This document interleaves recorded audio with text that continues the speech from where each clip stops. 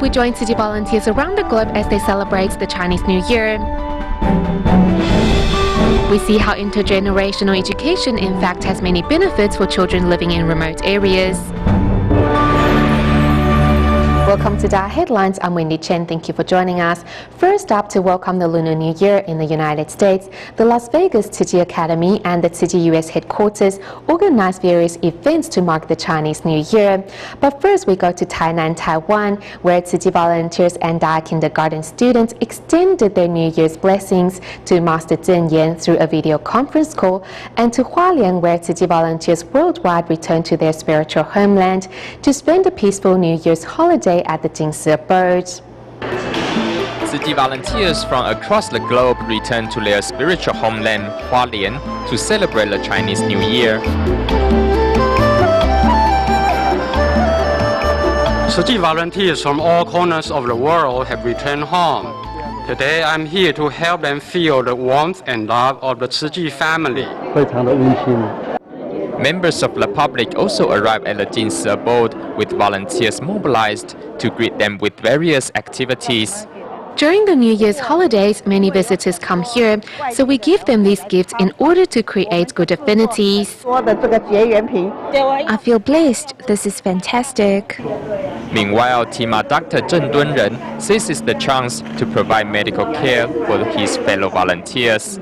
At the Jingsi abode, I feel like I have returned to my second home.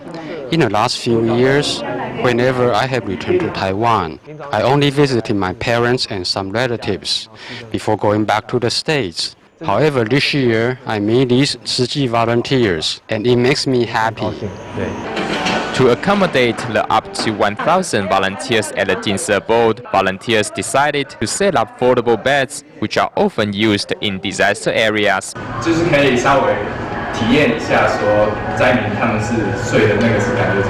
Foldable beds are easy to set up and use.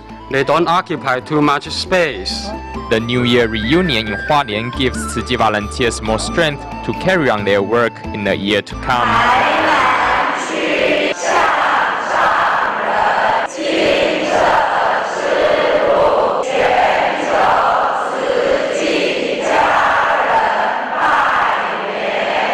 Tainan Tzu Chi volunteers gathered at the Tainan Jingsi Hall to offer their New Year's blessings to Master Zheng Yan.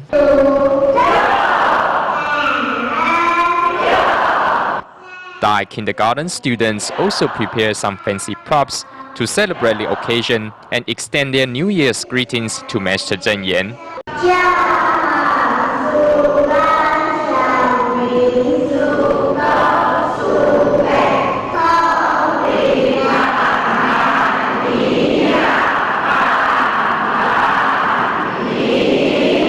The students' creative performance livens up the atmosphere in the venue and comes from hours of practice. I kept practicing at school, so now my voice is louder. Volunteers seize the chance to express their thanks to the master. With Master Zheng Yan's blessing, I hope my son will get better. 71-year-old volunteer Lin Jinzi and her year son are here to extend their New Year's greetings and join other volunteers in praying for a year of peace and prosperity.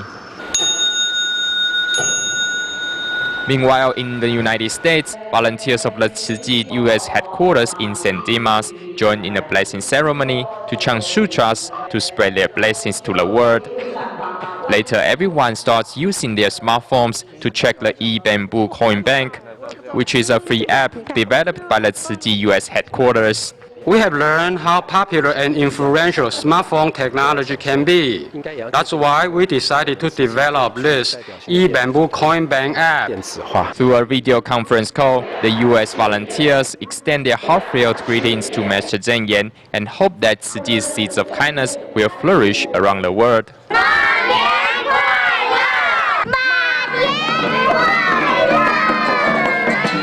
As well, the Las Vegas Tzu Chi Academy organizes various activities to celebrate the Lunar New Year.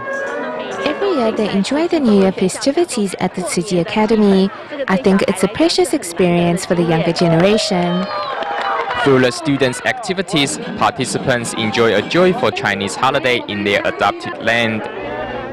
In the United States, the Tzu Chi Northern California chapter recently organized a blessing ceremony to mark the Chinese New Year, while the Tzu Chi Orange County Liaison Office celebrated the opening of its new Buddhist hall with some 80 volunteers and 100 local residents taking part in the solemn occasion. The Tzu Chi Liaison Office in Orange County recently celebrated the opening of its new worship hall. Approximately 80 volunteers and 100 residents arrived to extend their blessings and be a part of the occasion.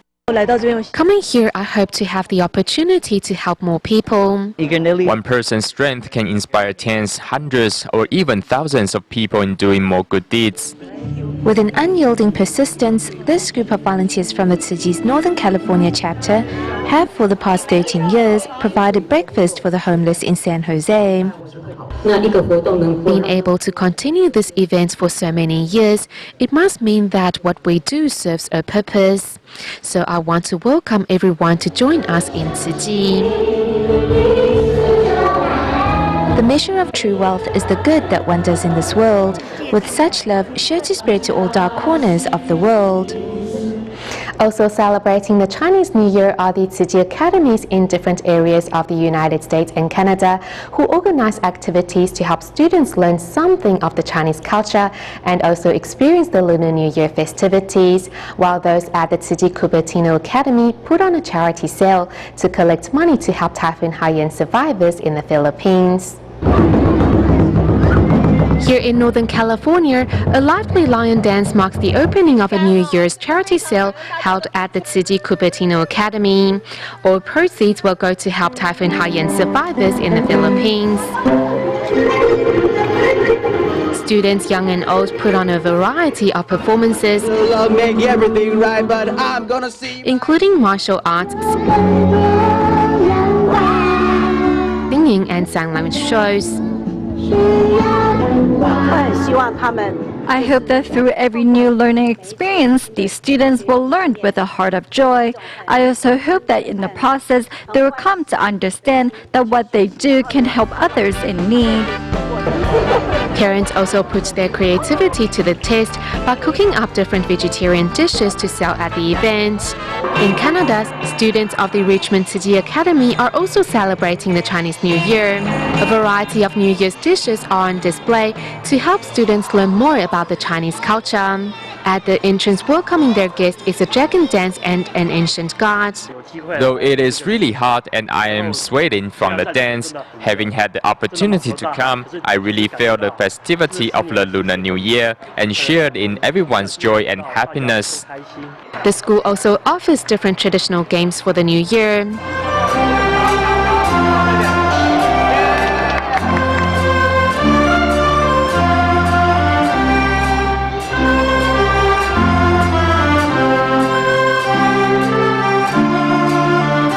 Tzu Chi volunteers also do not forget to give each student a blessing and wisdom red envelope. While at the Portland Tzu Chi Academy in Oregon, students are learning about traditional Chinese culture by making their own lion head for the dragon dance.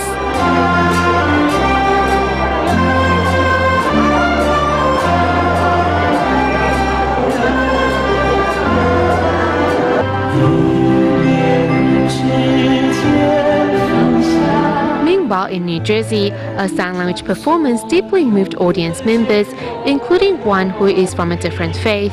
Everyone is so sincere. I'm deeply moved. I really can't express what I feel right now. In the future, if anyone needs help, I will do my best to give what I can. Tzu Chi's year-end blessing ceremonies once again inspired the compassion in many, and these seeds of goodness will no doubt blossom beautifully one day.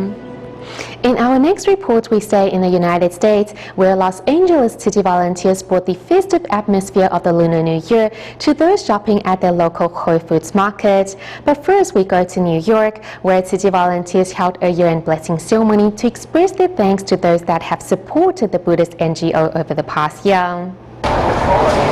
Despite the cold weather and snow, New York City volunteers are ready to begin their day by setting up the venue for City's year-end blessing ceremony. The volunteers hope to use this chance to express their thanks to those that have supported the Buddhist NGO over the past year, while recruiting new bodhisattvas to join their ranks. I can never repay the love that I have received from Tzu Chi. This is Tzu Chi Care recipient Ms. Zhang, who is a terminal cancer patient.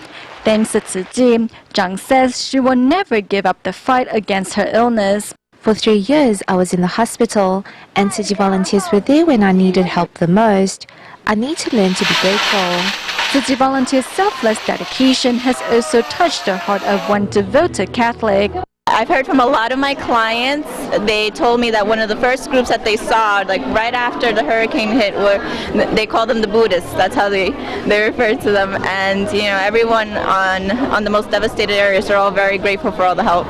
Meanwhile, in Los Angeles, to bring the festive atmosphere of the Lunar New Year to those from different race and faith, Tzu Chi volunteers decided to hold a celebration at the local Whole Foods market. On behalf of myself and Whole Foods, I'd just like to welcome Tusi to the store and just thank you for this great performance. Taking part in the Lunar New Year performance as the Big Head Buddha is a local volunteer. Ladies and gentlemen. Despite the differences in race and faith, thanks to Tzu Chi, everyone has come together to celebrate the Lunar New Year like one big family. Next month marks the 3rd anniversary of the 3/11 earthquake and tsunami in Japan. Following the disaster come each new year, Tzu Chi volunteers have visited local residents in Miyagi Prefecture's Higashi-Matsushima to extend their well wishes and blessings. Recently, Tokyo Tzu Chi volunteers hosted another 2 New Year blessing ceremonies there to continue this cycle of love.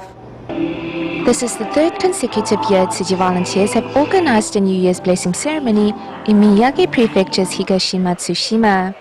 Despite the 7-hour journey by car, volunteers say they are not tired at all and will continue to uphold their promise to Higashi-Matsushima's residents in the years to come.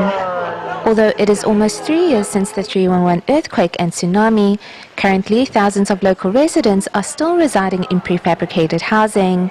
Volunteers have continued to regularly visit these disaster survivors, and the bonds of friendship forged during that time has remained strong. To the brothers and sisters of the Taiwan Buddhist Tzu Chi Foundation, the support you have shown us has included spiritual and material assistance. I would like to extend my deepest gratitude on behalf of the city's mayor to all of you. From recipient to giver, 70-year-old Tsukahara is now reciprocating Tzu Chi's kindness. Over the past year, he managed to canvass some 10 coin banks to help the less fortunate. And this year, he put on the Tzu Chi uniform and joined the ranks of volunteers.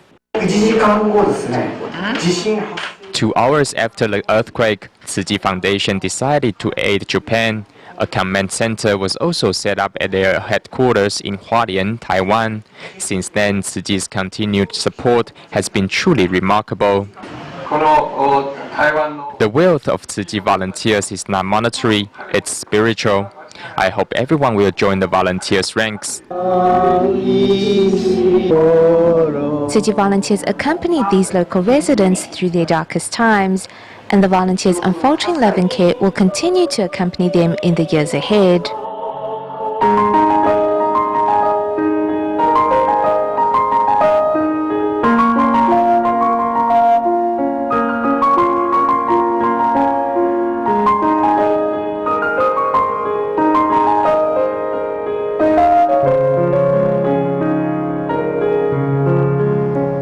This year, Monday, February 4th, is Li Chun, which is the first of the 24 solar terms of the Chinese calendar. Signaling the arrival of spring, Li Chun is an incredibly important day for farmers who traditionally start to transplant rice seedlings and sow their fields on this day. Here's more.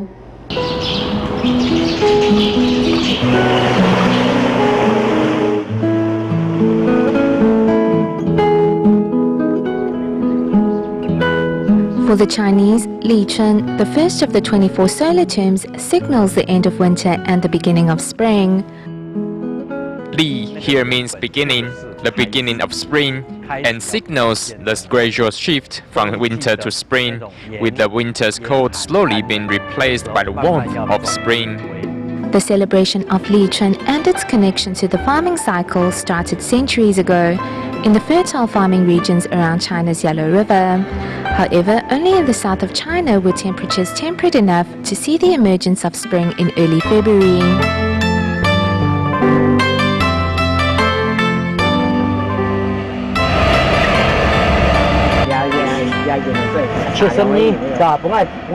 In the Book of Rites, it tells of how every year, on the day of Li Chun, the emperor led all the organs of his government to the eastern outskirts of the capital to pray and offer sacrifices. This tradition eventually trickled down to the common people, who also started the first days of spring by visiting auspicious places to pray for blessings in the new year. Li Chun falls between the 3rd and 5th day of February, depending on the year. It was said that following Li Chun, tidal currents increase and thus fishermen need to be more careful. Also, if the day of Li Chun is clear, the rains following will be even. If the day is rainy, then expect overcast and wet conditions until Qingming Festival in April. As well, following Li Chun, the days will grow longer and the chances for rainfall will increase.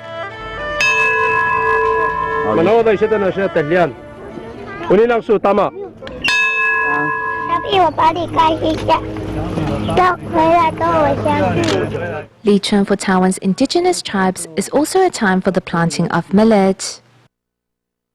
There is no water in the mountains, but through dew and fog, the millet will receive sufficient water to sprout. Without water, the millet will not sprout. Planting millets now, it will grow big quickly and happily.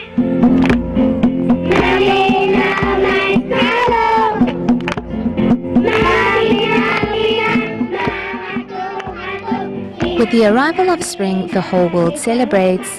For farmers, it is an especially important time, signaling the beginning of work in the fields that will culminate in the fall harvest. As spring arrives, with it comes a renewed hope for the upcoming year. In today's report on the educational gap between cities and villages, we take a look into intergenerational education, which is when children are raised by grandparents instead of parents. In Taiwan, the number of children raised by their grandparents in indigenous tribes is 3 times higher than those living in the cities. But experts are quick to point out that such family structures are probably not as bad as most think. Let's find out in our next report. In 2009, Typhoon Morakot left a trail of destruction in eastern and southern Taiwan. The then 3-year-old Pan Sheng-en witnessed the collapse of his grandparents' home in Taidong's Dawu Township. You see, I saw the back holes. They are there. They are digging our home. Worried for the safety of her family, Pan's mother returned home to check up on her children and also celebrated Sheng-en's 4th birthday. DaAi tribe is the epitome of many remote villages in Taiwan, where the younger generation have left to work in the cities. The parents don't earn much working in the city, and having to pay rent, if they were to take their child with them, that would mean an even greater financial burden. So most of them, taking that into consideration, hope grandparents can help.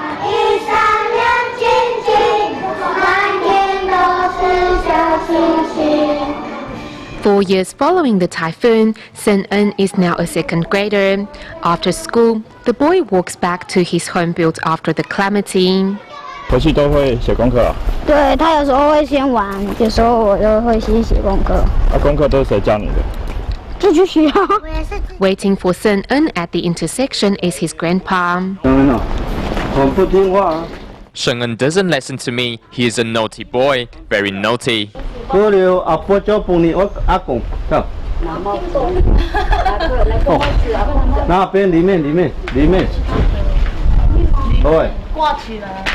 Having grown up with his grandparents means that Sheng-en has had the opportunity to learn his mother tongue. 来，我跟你讲，这个叫做 BB。还有什么？钓竿是那个 banadi。As Sen-eun's grandma is no longer able to help him with his homework, his mom decided to move back home 2 years ago. I don't understand the children's homework nowadays. It is really difficult. When Sen-eun asks me, I will tell him this is not how my homework used to look like. I will write in his contact book to say that I can't help him. Though unable to help him with his homework, his grandma holds a special place in Sen-eun's heart. He is afraid to break his grandma's heart. I don't know why. I will tell him Grandma would be upset if he does that, then he listens to me. The years spent growing up with grandparents are full of unforgettable childhood memories for many. For indigenous scholar Zhou Huiming, this is exactly the case. When speaking of intergenerational education, most have negative impressions towards such a family structure. However, to me, the time I spent with my grandparents was wonderful. Besides learning my mother tongue, I was also surrounded by their selfless love. Though intergenerational education offers more advantage than commonly thought, the gap between rural areas and cities is still an issue that needs attention and solutions. In Taiwan's Kaohsiung, team of doctors and their family members went to the local Jingsi Hall to experience Tzu Chi's tea ceremony. There, the doctors seized the opportunity to exchange ideas with Tzu Chi volunteers and learn more about the Buddhist NGO's philosophy. Here at the Kaohsiung Jinsi Hall, TIMA members are taking part in a Tzu Chi tea ceremony. Among them is Dr. Chen Kai-hong, who learns more of Tzu Chi's philosophy through its tea culture. I used to be rushed and busy at work. Actually, we should give ourselves some time to take a rest. 5 seconds or 1 minute would be enough. So today I feel I am completely settled. With a peaceful state of mind, everyone can do their work better. Dr. Chen's wife also shares the same experience. This event gives us an opportunity to settle our worried hearts. I really appreciate the efforts of the volunteers in organizing this event. I believe their hard work will be widely recognized by all the participants today. Through the tea ceremony, TIMA doctors have a chance to rest their body and soul from their regular work schedule and holiday house calls. We hope through this tea ceremony, these busy doctors can take a rest and learn more about Master Zheng Yan's Dharma. If we can live an easy life, many of our diseases can heal naturally without the need for medication. Thanks to today's event, these TIMA members have recharged their batteries and are ready to continue their medical mission in the year ahead. In Indonesia, as the city of Manado in North Sulawesi province suffered extensive flooding in mid-January, city volunteers have since carried out free clinics, distributions and cash for work program to help residents clean up their homes. Though the Chinese community was celebrating the Lunar New Year, volunteers continued their efforts to speed up the recovery work. We'll leave you with these images. Thank you for tuning in. Goodbye.